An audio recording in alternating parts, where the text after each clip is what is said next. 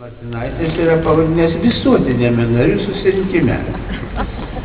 Bet čia liks laikinai jaunesnė karta, kuri irgi pasens, atlikusi savo darbus, užaugins dar naują kartą.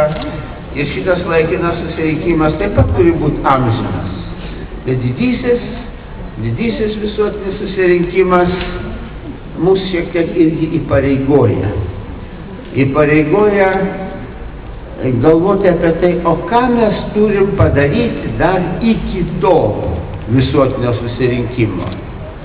Kur žinoma, kai kas sako, kad bus ir atsakomybės ir atskaitomybės susirinkimas. O ką tu padarei, kai būdamas laikiname susirinkime, prieš ateidamas į visuotinį. Tai šitą vertą mums irgi dažniau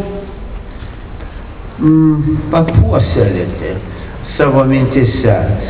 Ką mes esam padarę, ką suspėjom, mes žinoma, suspėjom nemažų dalykų. Padarėm valstybę iš pavergtos kolonijos.